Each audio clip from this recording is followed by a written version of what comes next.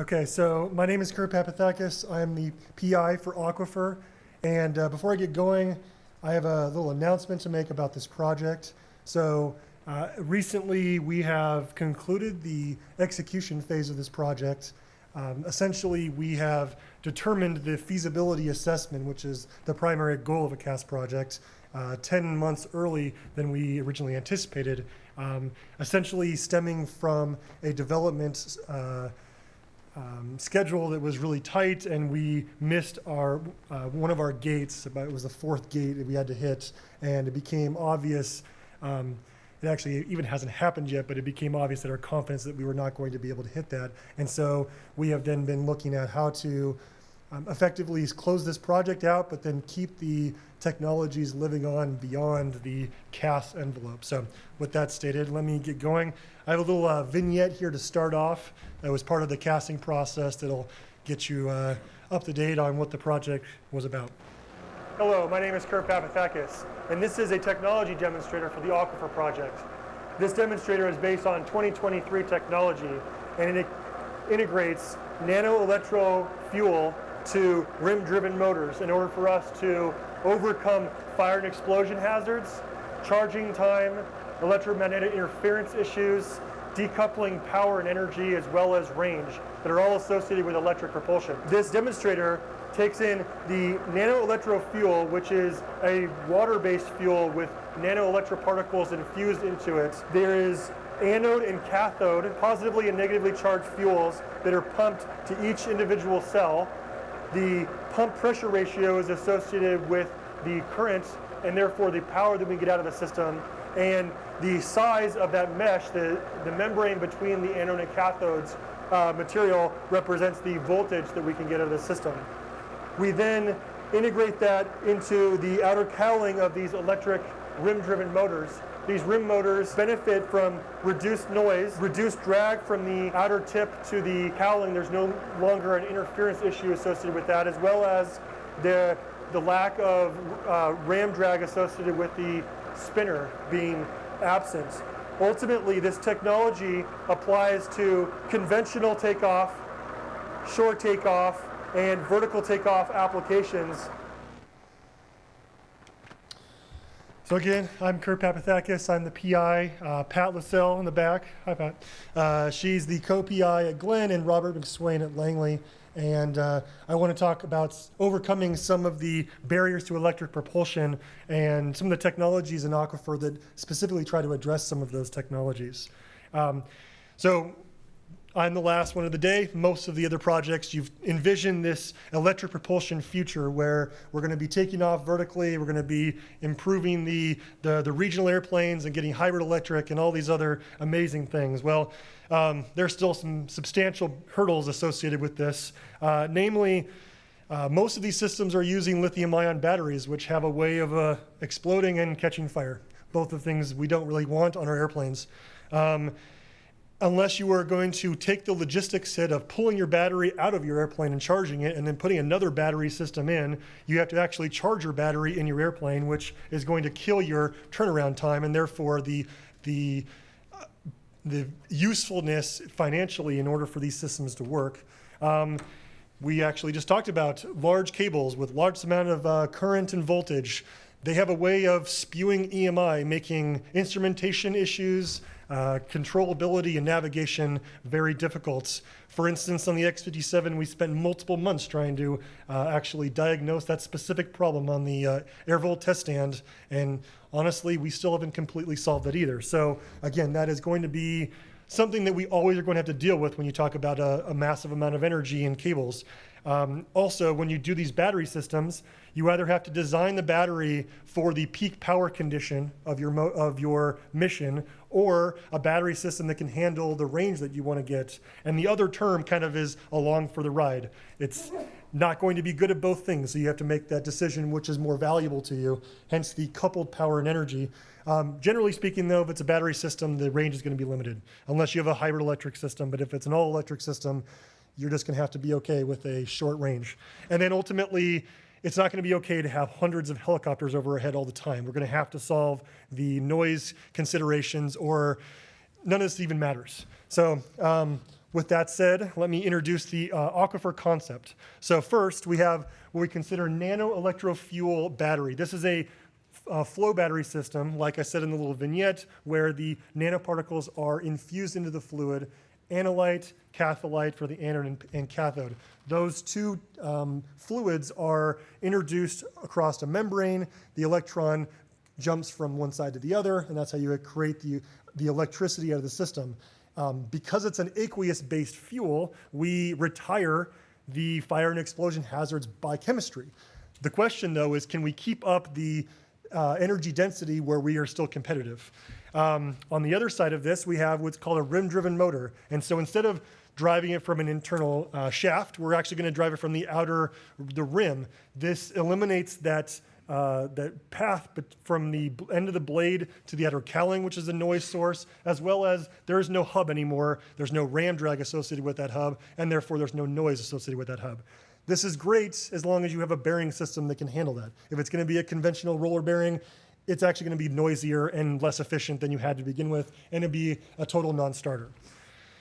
So, but that's not what we want to do. We want to actually integrate these things together in flight scale hardware to show that it's not just a technology development, but it's actually an integration problem as well, that ultimately we feel that it's not just one or the other, it's a combination effort in order to really see this to fruition. So we have this wing demonstrator that is as similar as we can mapped to an eSTOL, which is an electric super short take and landing airplane that I'll talk about soon. But this wing demonstrator is as similar as we can map to that using conventional technology.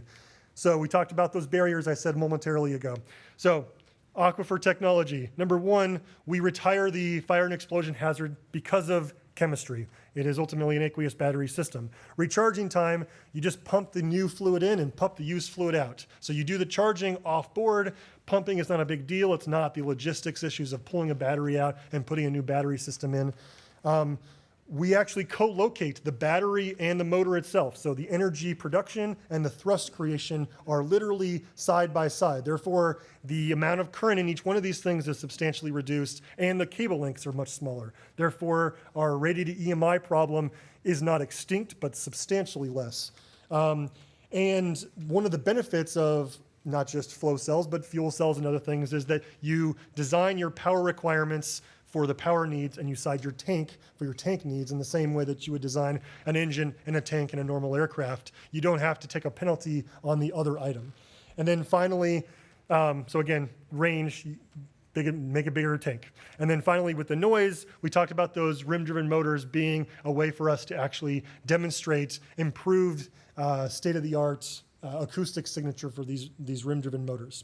So this team is made up of multiple civil servants at 3 different NASA centers, Armstrong, Langley, and Glenn, and there's subject matter experts spread between those 3 centers. We also have small businesses, Influent Energy in Chicago, Illinois. They're developing and transitioning this box that was a flow cell using this nano-electrofuel that was actually originally designed for a forklift, and changing that design and that chemistry in order for it to be utilized in an annular form factor that you see there, so that we could actually mate it with a motor. On the bottom right, you see the Engineering Precision. They're the motor company that we're working with to actually build this rim-driven motor.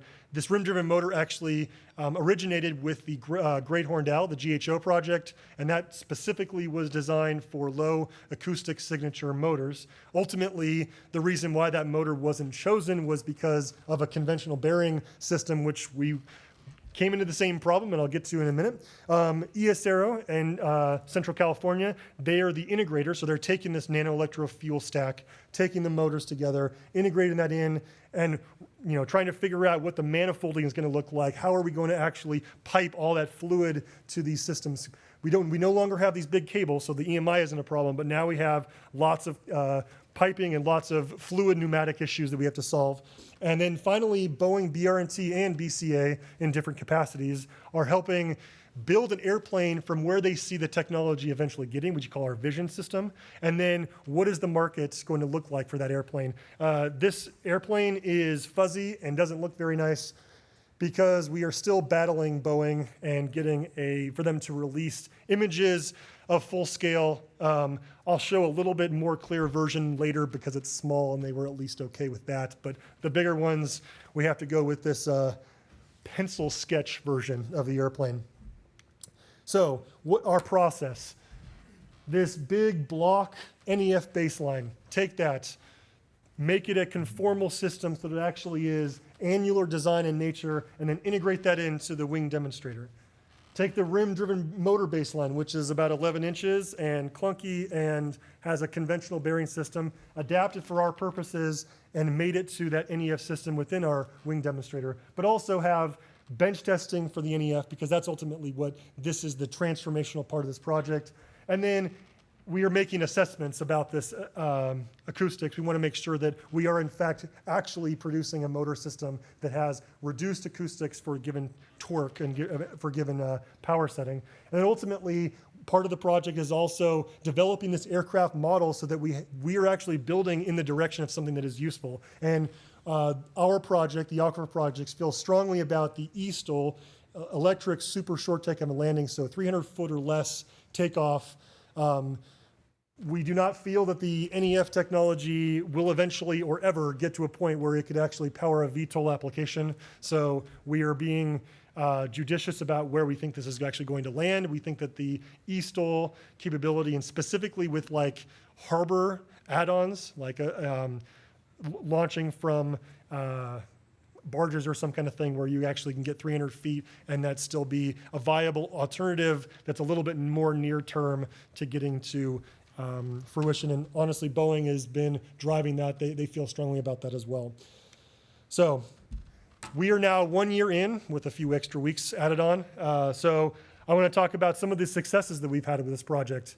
We've taken that forklift fuel flow cell battery system with nanoparticles and actually went through the full design process for the stack, started actually developing half cells. We can see the half circumference there, testing those, getting data. We've actually demonstrated 3 times improvement over the state of the art. So originally started 5 millionths per centimeter squared. We got up to 15 millionths per centimeter squared. We'll get to why that's not valuable enough in a minute. With the rim-driven motor side of this, the motor scale it's quite a bit different of a problem to go from 11 to 14 inches. Doesn't sound like it's a big problem, but there's actually quite a bit of a nuance there that we've been tackling with. We've actually been 3D printing smaller ones. You can see this black motor. Is this going to work? Pointer. This black one right there is about a 7-inch hubless one that we've actually 3D printed to start understanding the scalability of these motors. Running out of time here, so I'm going to speed up a little bit. So we've also have an agile and diverse team. We are working with Boeing. They're developing a concept which you can see different generations of this Zest airplane that they're building. And then our wing demonstrator is taking lessons learned from the technology side, feeding to them. They're taking hey, we need a better CO. We got to change the wing up. We want to actually be a little bit bigger. They feed that back to us. And so we are doing a give and take to try to create a wing demonstrator that is actually, that maps to an airplane in the future. And then challenges.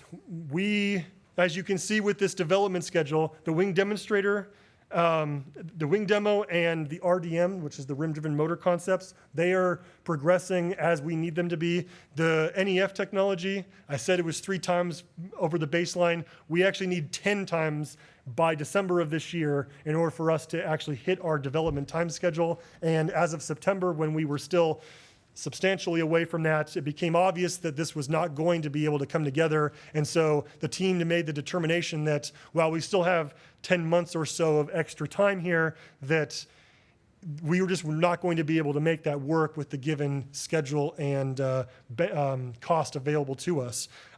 Additionally, with the bearings that I mentioned, conventional bearings are not going to work. It's all going to be lost cause unless we get a bearing system that is better than conventional. And so air bearings, a pneumatic system essentially equivalent to the turbine engine air bearing system. We actually have a full design, fully finished, and they're waiting to do a prototype motor currently. And so if we talk about future considerations, So these are tasks that we were planning on doing until we actually ended the execution phase. Number one is the NEF Gen 1. Everything I said about NEF was the Generation 1 where there is a anode and cathode fuel. They're both liquids. But ultimately, in order for us to hit the performance that's competitive with lithium ion, even with all of the explosivity and fire suppression systems involved, we need to actually go to a anode and air system, which we consider to be Gen 2, and we actually have a development schedule for that. And then also with the air bearings, improved acoustics, and actually with the ability to manipulate the bearing system and orientation of those, we actually can get improved thrust characteristics as well. And we're actually not talking about a lot of pneumatic systems here, so it's not that much of an increase in complexity to add these things on. It's just hasn't been done before, so this is a new concept that we have to come to fruition. And with that, I am 1 minute and 8 seconds over, and I was actually planning on being short, so there you go. Thank you.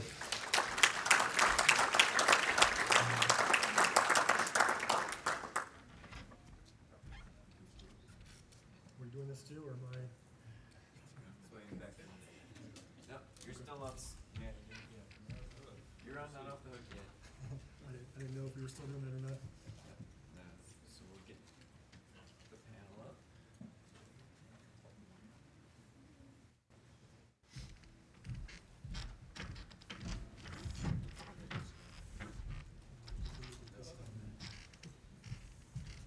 I just realized I had my badge on the whole time. Sorry for all the people making photographs of me. Sounds good. All right, we still have die-hard audience here, so that's good. Let's see. Who wants to go next? Anybody here? Can you talk about a little bit about the engine and motor and Yeah, it's mic'd up, but it's on? can you hear in the back? Check. Oh, mine's on. Check. Okay, there we go. What's the consensus on how far you can scale that motor design up? What type of aircraft could it support? So the concept that we built, this 14-inch motor, is a reality of a 24 motor system of that Zest airplane that we looked at. We also looked at potentially up to 20 inches.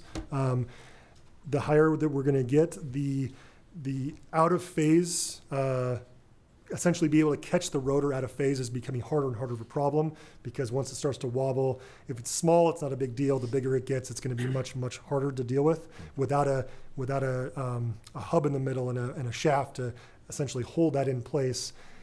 So it is not an impossible problem to solve, but it becomes more and more difficult the larger that system gets, the more inertia that disc loading has. Okay.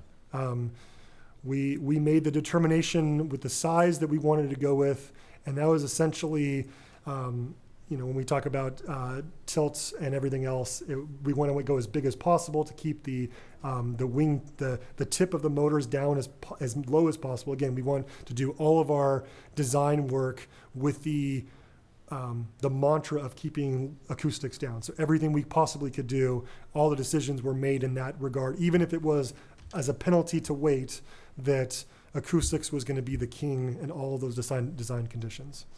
Okay. Thank you. So you'll have to forgive me, recovering turbo machinery guy. Fair enough. Okay. Trying to understand sort of how the drive works here, but let me see if I've conceptualized it right. You don't have the rest of the, if you compare it to a gas turbine, you don't have the rest of the motor. You're just getting all your thrust out of your fan. Yep. And you're driving that as with an electric motor in the rim, basically. Correct. Direct drive, right? Okay. Need a fair amount of airflow and thrust, which means you got to spin that thing fairly fast. What kind of speeds are you looking at needing to get out of it, and what kind of capability have you been able to demonstrate so far? Okay, so lots of parts of that question. I will tackle them individually. First one, takeoff condition is 9,100 RPM. Not feasible at all with conventional bearings, feasible with the air bearings. Cruise condition is 5,500. That was actually the speed that we were planning on testing in the Langley wind tunnel. There was a concern. We were actually planning on doing a survivability test for the 9100 RPM condition. We were concerned that we were not going to be able to build a prototype motor that was going to be able to sustain itself for long periods of time and be able to get test conditions. So the fallback was that we would at least test the cruise condition and get acoustics data for that. And your last question, which has eluded me, was the third part of that question? I think I was putting the speed together with the airflow to get the. Airflow. So yes, I mean, so 9100 RPM in order to get our CFM high enough in order for us to get the thrust is actually one of the benefits of having the nano electro fuel system is that it is a water system and it's already in the cowling. And so we can utilize that as a heat transfer mechanism as well. So that was a secondary benefit that we saw and one of the reasons why we wanted to mate those two technologies together. Have you been able to actually demonstrate that speed on the test stand? I saw you, the video had So had the thing. that video is a glorified table experiment thing. It was actually used for us to propose this project. So that's just an electric motor and water with dye in it. Okay. Yeah, so secret's out. In terms of where we were up until middle of October, we had half cell of the NEF technology in tested, 4 of those in line doing long duration testing. And on the motor side, we're actually in the midst of figuring out what to do with motors that are almost completely built, but the first generation of those motors was going to have the conventional bearing system. So we just finished the design of the air bearing as of November 4th. That was when the final design was completed. So I'm going to get into a little bit of out of NASA speculation at this point. IARPA was going to be a customer of ours and was very interested in getting involved for different purposes, but still very interested in this low acoustic signature. And they want very much to test these bearings side by side to see what the acoustics benefit is, because there is going to be a complexity disadvantage to the air bearing system. And so how much is okay? Like how much complexity are you still okay with going with? And so that was going to be actually the first test of our buildup, is do a bearing to bearing test and then a survivability of the motor with conventional bearings to survivability of the motor with air bearings. Because the best scenario that we saw was that we'd actually test both motors fully to full speed in the acoustics test, so we can really get the blade, the bearing itself, motor noise, back EMF, try to capture all of those pieces of that story side by side in as apples to apples comparison as we could. But we were given the strong no-go from the Langley wind tunnel that if we can't survive at the conditions that we want to, they're not going to allow it in the wind tunnel. Ergo, the whole development of a survivability test, which is where IARPA was coming in. But again, all of that now rests in IARPA and Boeing and EP's world. They are trying their best to zip those back together again. And again, this is all real time. So we're trying to figure out how to make that work. And I appreciate that because, to be very fair, air bearings have historically been a bear. They are tough to work with. They find niche applications, usually at high speeds and those sorts of things, but they're tough to deal with. So I'm glad you're doing the risk reduction on that. Yep. Move my chair just a little bit so I don't have flow. Another tall guy. Yeah, tall guy problems. Okay, we'll take a question from here. This is really cool. There are more questions here in the last panel than before. Okay, so the first one, pathway to 500, right? That's the holy grail, if you will. So Gen 1 is the anode and cathode fluids.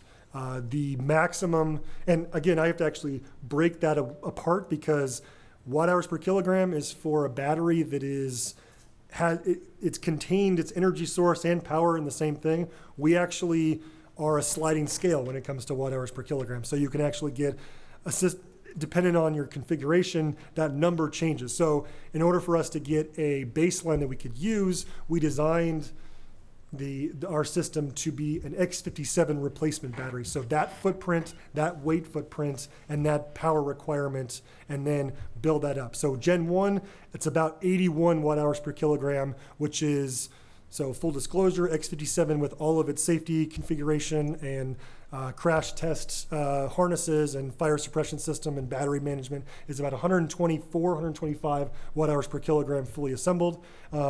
We get to get the benefit of not having to include a lot of those components, but still Gen 1 is going to be far below that, AKA we could do taxi testing, but we probably wouldn't even be able to create enough energy to get off the ground. Now, the 500 watt hours per kilogram, again, scaled up to the X57 battery footprint, is an air system where the cathode is now an air system. You're taking a penalty for drag. So while the watt hours per kilogram looks great, the systems analysis takes a hit because you're taking more drag on.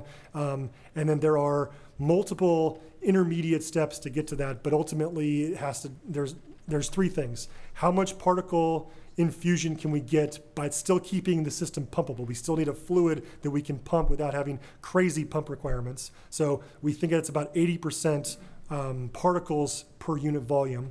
So that's number one. Number two is the mesh itself and the effectiveness of the mesh. One of the issues that we believe is happening is that we can charge this system at a higher current density than we can discharge it by almost a factor of 2. So we do believe that there is a internal reaction that we do not fully appreciate yet. So we are hoping to do an analysis to really understand exactly what's going on there. And so that would need to be solved first. And then ultimately, so it's the concentration of the fluid, it's the effectiveness of the membrane, and you still got to be able to pump the system, because if the pump requirements start peaking, then it's all lost. So we think that 80% particle by weight is the best that we can do. Again, and if we max out all of our assumptions, that's where we get to it actually is 575, but again, assumption built on an assumption is, you can take that with a grain of salt. Next question.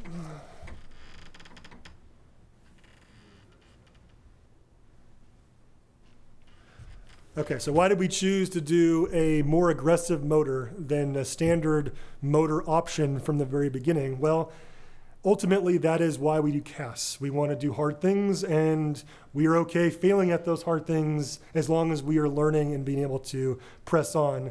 And I was working all electric propulsion projects at Armstrong before this, and essentially there are two major things that I see as being in the way, and that's batteries and that's noise. Everything else, we have at least options that'll work. Now there's better options available coming online, but those are the two things that are currently stopping us from making this to proliferation. And so we wanted to show the NEF system, not just in a lab setting, but actually working with physical hardware.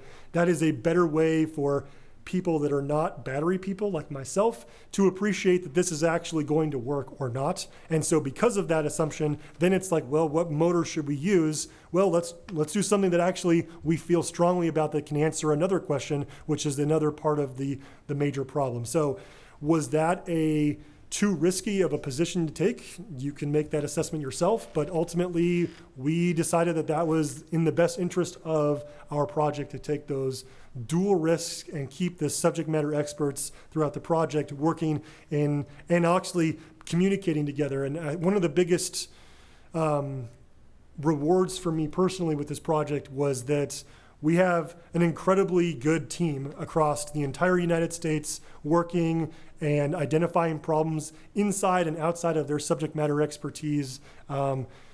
Civil servants, contractors, other government agencies, and so that was a little plug for our project. But I just wanted to say that was a big part of this. We wanted to do that. We saw that there was a value added if we could make it work, and that's why we chose that one. I'm getting behind on my questions here. So I've actually got a couple if you. Okay. And they're related, but if I'm doing the math right on this, there are at least two different technologies, and if you throw air bearings in, there's three, right, that you want to try to do as part of this, and one is that rim-driven motor, and the other is the battery. question becomes, the battery development seems to be a little bit behind. Do they work separately? Could you make them work separately? And specifically, if you're looking at getting a demonstrator, which is really a lot of value added, do you have alternatives to the battery technology that could get you through that? And then what would be the read across implications if you were to take forward applications? So each of those considerations were all part of this process of determining where we're going to go in the future. So yes, they can live by themselves. We feel that there is an added benefit for them living together, but the rim motors can be co-located with energy or not. We just think that this is actually a motor system that is acoustically beneficial. In terms of performance, we're not going to put anything out there. Lockheed Martin actually did do a study that actually saw that the wingtip vortices, because again, they're spinning towards the middle, was creating a vortex down the middle and potentially getting 3% thrust improvement over a baseline. But there was a lot of assumptions in that data. And so we like to take credit for that, but to a certain extent.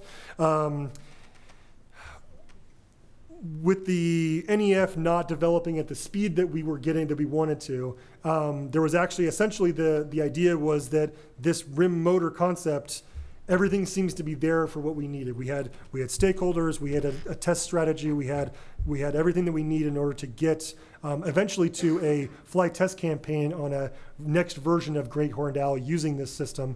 But ultimately, we are not going down that direction. We're hoping that it doesn't just die right now, that there's enough interest without NASA to continue this. Ultimately, the stakeholders that are the most interested are the IC world and not the transportation world. And so it does make sense for the DARPAs and IARPAs of the world to be taking the forefront on that. IC, what is IC? Intelligence community, sorry. Acronym central. Yeah, you did good. 2 weeks ago, I was judging speech competition with my sons. So we are all parents are required to judge. And one of the students was like, okay, give me last 10 seconds. So she would keep on talking.